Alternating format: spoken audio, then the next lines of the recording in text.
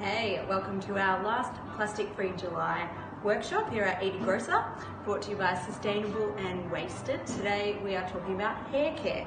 We've got a really simple recipe, but this is just an idea of what you can use, and then you can explore the world of natural hair care because there are so many different options, and it really is about your scalp and what's going to work for you and your hair color and your hairstyle. So today we're doing a dry shampoo, which is really good for travel, for festivals, just if you don't want to add any more kind of oily elements to your scalp. And there are a few different recipes you can use. This is the very basic one. We've just got our favorite here, arrowroot, which we've been using most weeks, but you could use tapioca, which is the same, maybe corn flour. So that goes in, and that's just going to absorb the oils in your hair, and you could just use that if you have lighter colored hair, and you can put it in and then brush it out. If you have darker colored hair, a little bit of cocoa, cacao. We've been talking about potentially trying things like spices, cinnamon, ginger, coriander, but that's obviously going to leave a bit of a smell that you might not want.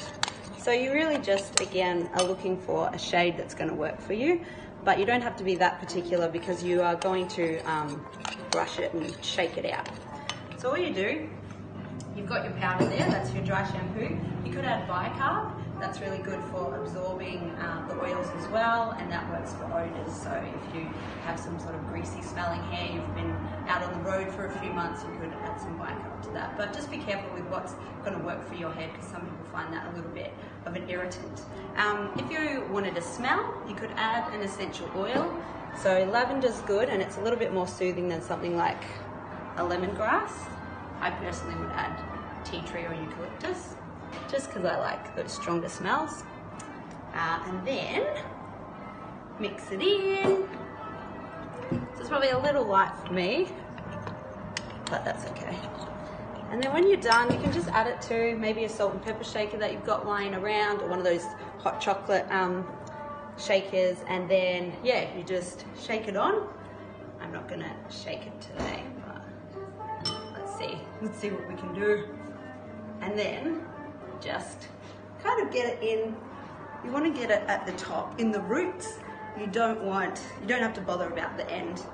And it's really good to massage your scalp too because it releases those natural oils. So once you've got it in, you can use a brush. I obviously don't brush, so I'm just going to use my fingers to kind of get it in and shake it out, and then you're good to go. But you could also use things like avocado seed, you can make shampoo, apple cider vinegar rinses are really popular, rye flour and water is a great shampoo, so just figure out what's going to work for you. Rosemary is also something you could use. You steep it and then you can use it as a rinse or a spray.